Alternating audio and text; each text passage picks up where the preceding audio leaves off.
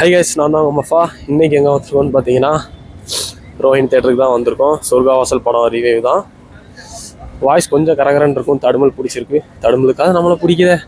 அதாவது ஒன்று பார்த்தீங்கன்னா ரிலேஷன்ஷிப்பும் தடுமலும் ஒன்றுங்க. ஏன்னா சீசனுக்கு ஏற்றாப்புல வந்து ஒட்டிக்கிறோம். சீசன் முடிஞ்சோன்னா டாட்டாவே சொல்லிட்டு போயிடும். Just joke. வாங்க படம் எப்படி இருக்குன்னு சொல்லிட்டு நம்ம மக்கள்கிட்ட கேட்டு தெரிஞ்சுக்கலாம். ரிவ்யூலாம் எடுக்கக்கூடாதுன்னாங்க. மேக்ஸிமம் எல்லோரும் வந்திருக்காங்க. பார்ப்போம், படம் நல்லா தான் இருக்கும்னு நினைக்கிறேன். ட்ரைலர்லாம் பார்க்கும்போது நல்லா இருந்துச்சு. படம் எப்படி இருக்குன்னு தெரில. நம்ம முடிஞ்சால் நெட் ஷோ போவோம், இல்லை ஒரு சண்டே பார்த்துட்டு போகலாம். நல்லா இருக்குண்ணா, படம் செம்மையாக இருக்கு ப்ரோ. எல்லாருமே பார்க்கணும், வேற லெவலில் இருக்கு. நல்லா இருக்கு ப்ரோ. ப்ரோ இது வந்து ஒரு டிஃப்ரெண்ட் அட்டாப் மூவி ப்ரோ. ஆர்ஜே பாலாஜி வந்து சூப்பராக பண்ணிக்கிறாரு. கிறிஸ்டோ சேவியர் தான் மியூசிக் வந்து குறை சொல்கிற மாதிரி எங்கேயுமே இல்லை. சூப்பராக இருக்குது, எல்லாமே நல்லா இருக்கு. ஸ்க்ரீன் பிளேலாம் எப்படி இருக்கு? ஸ்க்ரீன் பிளே வந்து அதான் ப்ரோ, இது ஒரு இடத்துல நடக்கும். ஸோ கொஞ்சம் ஸ்லோவாக போகிற மாதிரி உங்களுக்கு ஃபீல் ஆகும். பட் இந்த படம் அப்படி தான் மூவ் ஆகும். ரொம்ப ராவா இருக்கு. வட சென்னை மாதிரி அந்த மாதிரி இல்லை வட சென்னை வந்து பிளட் இருக்கும் ப்ரோ. பட் வட சென்னை வேற, இது வேற. இது வந்து ஒரு இடத்த நகர்ந்து இது பண்ணுறது. ஸோ அது அப்படி தான் இருக்கும். கொஞ்சம் ஸ்லோவாக தான் மூவ் ஆகுது. பட் பரவாயில்ல. ட்விஸ்டெல்லாம் வந்து அவங்க ஆட் பண்ணலாம், கதைக்கு தேவை மாதிரி ஆட் பண்ணியிருக்கலாம். ஒரே ஒரு ட்விஸ்ட் மட்டும் கடைசியில் வச்சாங்க, அது அவ்வளோ இல்லை. பட் ஓகே, படம் நல்லா தான் இருக்கு. ப்ரோ நல்லா இருக்கு. செகண்ட் ஆஃப் தான் நல்லா இல்லை, இன்னும் கொஞ்சம் நல்லா எழுதி. ஆக்சுவலாக இந்த படம் பார்த்தீங்கன்னா அன்எக்ஸ்பெக்டட் மூவி தான். வரலாமா வரவேணாமான்னு யோசிச்சு வந்த படம் தான். பட் நல்லாவே எடுத்திருக்காங்க. என்னன்னா ஒரு உண்மை கதையை வந்து தழுவி அது கூட கொஞ்சம் வந்து கமர்ஷியல் எலிமெண்ட்ஸ் ஆட் பண்ணி இந்த படம் எடுத்திருக்காங்க. என்னன்னு பார்த்தீங்கன்னா 1999 வந்து நம்ம சென்ட்ரல் ஜெயிலில் வந்து ஒரு ரியட் நடந்துச்சு, ஒரு வாரே நடந்துச்சு அப்படின்னு சொல்லலாம். அக்யூஸ்டுங்களாம் அடிச்சுக்கிட்டாங்க, அதில் சில போலீஸ் ஆஃபீஸர்ஸும் இறந்து போனாங்க. அந்த கதையை வந்து ஒரு உண்மை சம்பவத்தை எடுத்து இந்த படம் எடுத்திருக்காங்க. அதுல வந்து பாத்தீங்கன்னா உங்களுக்கு பாக்ஸர் வடிவேலு அப்படின்ற ஒரு கிரிமினல் வந்து இறந்து போயிருப்பாரு. அதை ஒட்டி தான் அங்க வந்து ஒரு ரியாட்டே நடந்திருக்கும். இங்க வந்து பாத்தீங்கன்னா நம்ம செல்வராகவனை வந்து ஒரு கிரிமினலா காட்டுறாங்க. செல்வராகவன் சார் இறந்து போறாரு. அதோட பின்னாடி என்ன ட்விஸ்ட் அண்ட் டர்ன்ஸ் அப்படின்றத வந்து நல்லாவே எடுத்திருக்காங்க. ஃபர்ஸ்ட் ஆஃப் வந்து பாத்தீங்கன்னா உங்களுக்கு கொஞ்சம் ஸ்லோவா போகுது. ஏன்னா ஆர்ஜே பாலாஜியை வந்து நம்ம இந்த கதையில வச்சு பார்க்க முடியல. இந்த வயலண்ட் மூவில வந்து ஆர்ஜே பாலாஜியை நம்ம வந்து ஒரு காமெடி ட்ராக்லயே பார்த்துட்டு திடீர்னு வந்து ஒரு வயலன்ஸாவோ திடீர்னு வந்து ஒரு சண்டை போடணும் அப்படின்ற மாதிரி கதையில ஏத்துக்க முடியல. ஃபர்ஸ்ட் ஆஃப் லேக் தான். செகண்ட் ஆஃப் வந்து கொஞ்சம் அந்த ட்விஸ்ட் அண்ட் டர்ன்ஸ்லாம் ரிவீல் பண்ணும்போது உங்களுக்கும் கொஞ்சம் என்கேஜ் ஆகுது. நல்லாவே இருக்கு படம், ஒன் டைம் வாட்சபிள். ஏன்னா இது வந்து ஒரு வட சென்னை பார்ட் 2 ரேஞ்சில் எடுத்திருக்காங்க. ஒரு டெபியூ டிரெக்டர் இந்த மாதிரி கதையை சூஸ் பண்ணி எடுக்கிறதுலாம் மிகப்பெரிய விஷயம் தான். Hats off to the entire team. ஏன்னா படத்துல வந்து உங்களுக்கு பாட்டு கூட இல்லை, ஒரு பாட்டு இல்லாம ஒரு 2 ஹவர் ஆடியன்ஸை உட்கார வைக்கிறாங்கன்னா மிகப்பெரிய விஷயம் தான். Hats off to the team. ஒரு புது முயற்சின்னு சொல்லலாம். இன்ட்ரெஸ்டிங்கான விஷயம் ரொம்ப நிறையவே இருக்கு இந்த படத்துல. ஆக்சுவலாக பார்த்தீங்கன்னா ஜெயில் விஷயமா வந்து நிறைய படம் நீங்க பார்த்துருவீங்க. பட் ஆனால் இது ரொம்ப இன்ட்ரெஸ்டாக கொண்டு போயிருக்காங்க. சில படம்லாம் பார்த்தீங்கன்னா போர் அடிக்கும். பட் ஆனால் இதில் வந்து எப்படி டேரக்டர் வந்து உள்ள ஆராய்ச்சி அனலைஸ் பண்ணி எடுத்திருக்காரு. ஸோ ஆர்ஜே பாலாஜியை வந்து நீங்கள் வந்து ஒரு காமெடி கூட பண்ணிருக்க மாட்டேன் இந்த படத்தில். ஒரு காமெடி கூட இல்லை. ஆக்சுவலாக வந்து ஒரு காமெடியாக தான் உள்ளே வந்தார். பட் ஆனால் இது ஒரு காமெடி கூட பண்ணல. ஸோ டிஃப்ரென்ஸ் உங்களுக்கு தெரியுதுங்களா? ஸோ எந்த அளவுக்கு வந்து ஒரு வளர்ந்துருக்காருன்னு சொல்லிட்டு. ஆமாம், அடுத்து டேரக்டராக ஆகிட்டாருங்க. டேரக்டர் ஆகிட்டு சாதிச்சாரா இல்லையா? அவர் சூப்பராக பண்ணியிருக்காரு. சான்ஸே இல்லை, நல்லா இருக்கு. ஏன்னா நீங்க ஆர்ஜே பாலாஜியே நீங்க மைண்ட் செட்ல வந்தீங்கன்னு வச்சுங்களேன், இது ஆர்ஜே பாலாஜியா அது அப்படியா அப்படின்னு சொல்லிட்டு பாப்பீங்க. ஸோ அந்த மாதிரி உங்களுக்கு கொண்டு போவாங்க. ஸோ இந்த மாதிரி தான் டிஃப்ரென்ஸா எடுத்தா தான் படம் தமிழ் ஆடியன்ஸ்க்கு பிடிக்கும். ஸோ இந்த மாதிரி ட்ரை பண்ண நல்லா இருக்கும். டேரக்டர் சூப்பரா பண்ணியிருக்காரு. பட் என்னன்னா வட சென்னை சாயல் அதெல்லாம் வந்து கம்ப்ளீட்டா வந்துருது. ஒவ்வொரு சீனுமே வந்து நம்மளுக்கு வட சென்னையை வந்து ரிசம்பிள் பண்ற மாதிரியே இருக்கு. கொஞ்சம் பிளாக் அண்ட் ஒயிட்டு. அதே மாதிரி அதுலயும் வந்து இல்ல செல்வராகவன் சார் கேரக்டரை மேபி வேற யாருக்குன்னா கொடுத்துருக்கலாமோன்னு தோணுது. ஏன்னா மிகப்பெரிய இறந்தது வந்து பாத்தீங்கன்னா ஒரு மிகப்பெரிய அக்யூஸ்ட் இறந்து போறாரு, ஒரு கிரிமினல் இறந்து போறாரு. அந்த கிரிமினலை வச்சுதான் இவ்வளவு பெரிய ரியாட்டே ஃபார்ம் ஆகுது.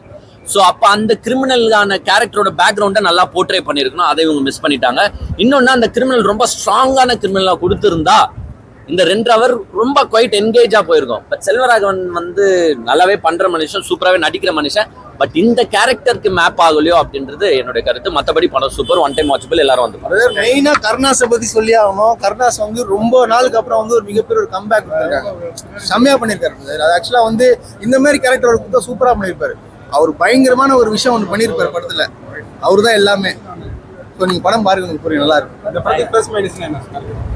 மைனஸ்ல நல்ல படங்க. இந்த மாதிரி நான் வந்து திருப்தியா இருக்கேன். கொடுத்த காசு திருப்தியா இருக்கு. காட்சிகள் நிறைய இருக்கு. அது பயங்கர. நான் நினைச்சேன் ஆர்ஜே பாலாஜி படத்துல வந்து கத்தி சண்டை ஒரு நாள் அவரை போட்டு அடிப்பாங்களான்னு பார்த்தா அவங்க கண்டிப்பா அவர் தான் அடி வாங்கியிருக்காரு நிறைய இடத்துல படத்துல. நல்லா இருக்கு. 9 கொடுக்கலாம். இருந்தது. உண்மையிலே படம் சூப்பரா இருந்துச்சு. ஏன்னா ஒரு ஒரு சீன்ஸுமே ரொம்ப விறுவிறுப்பா கொண்டுட்டு போயிருந்த மாதிரி இருந்தது. ரொம்ப நாள் கழிச்சுட்டு ஒரு கேங்ஸ்டர் படம் பார்த்த ஒரு ஃபீல் கிடைச்சது. இதுல ஆர்ஜே பாலாஜி வந்து ரொம்ப சைலண்டா நடிச்சது எனக்கு ரொம்ப ரொம்ப நல்லா இருந்தது. எந்த இடத்துலயுமே நிறைய டைலாக்ஸ் இல்லாம ரொம்ப ஆக்ஷன்ஸ்ல ரொம்ப அமைதியா கொண்டுட்டு போன மாதிரி இருந்தது. ஒரு சில இடங்கள்ல லேக் இருந்தாலும் ஃபினிஷ் பண்ண கிளைமேக்ஸ் எல்லாம் சூப்பரா இருந்தது. ஆமா, இது அதுல பாட்டு வைக்க வேண்டிய இடம் அவசியம் இல்லைன்னு நான் நினைக்கிறேன். சாங்ஸ் வைக்க வேண்டிய இடமே அதிகமா இல்லை. ஃபுல்லாவே பாத்தீங்கன்னா ஒரு ஜெயிலுக்குள்ள நடக்கக்கூடிய ஒரு விஷயம். ஒரு 100 சிங்கங்களுக்கு நடுவுல ஒரே ஒரு ஆடு மாட்டிக்கிட்டா என்ன நடக்கும் புரியுதுங்களா? அந்த ஆடு தப்பிக்கிறதுக்காண்டி என்னென்னலாம் பண்ணும், என்ன பண்ண வைப்பாங்க. இப்ப நான் ஒரு இடத்துல இருந்து தப்பிக்கணும்னு நினைக்கிறேன்னா என்னை வச்சு யூஸ் பண்ணிட்டு எப்படி மத்தவங்க வாழ்றாங்கிற விஷயத்த ரொம்ப அழகாவே காமிச்சிருப்பாங்க. அது ஆர்ஜே பாலாஜி சார் செம்ம ஆக்ட் பண்ணியிருக்காரு. செல்வராகவன் சாரோட ஆக்டிங் செம்ம மாசா இருந்தது.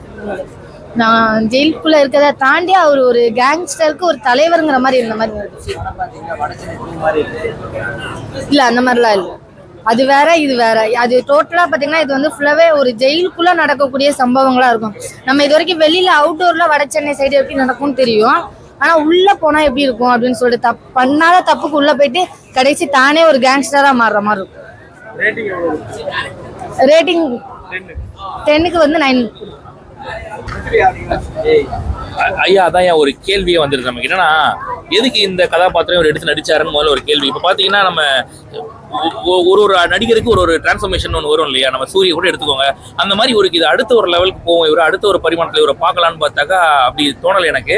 இவர் ஏன் காமெடியாகவே நடிக்கலாமே அப்படின்ற மாதிரி தான் தோணுச்சு எனக்கு. என்னன்னு பார்த்தீங்கன்னா டைரக்ஷன் ஓகே, மேக்கிங் சூப்பராக இருந்துச்சு, நான் அதை ஒத்துக்கிறேன். நான் எங்கெங்கெல்லாம் பிரச்சனை பார்த்தீங்கன்னா இவங்க வந்து இந்த ஒரு கதாபாத்திரத்துக்கும் வாய்ஸ் ஓவர் மாதிரி ஒன்று கொடுக்குறாங்கல்ல, வெற்றிமாறன் படத்தில் வர மாதிரி அந்த வாய்ஸ் ஓவரில் ஒவ்வொரு ஹைப்பு கொடுத்துருக்காங்க. ஆக்சுவலாக செல்வராகவனுக்கு பயங்கர ஹைப்பு. அந்த ஹைப்புக்கு ஏற்ற மாதிரி காட்சி இருக்கான்னு கேட்டீங்கன்னா கிடையாது.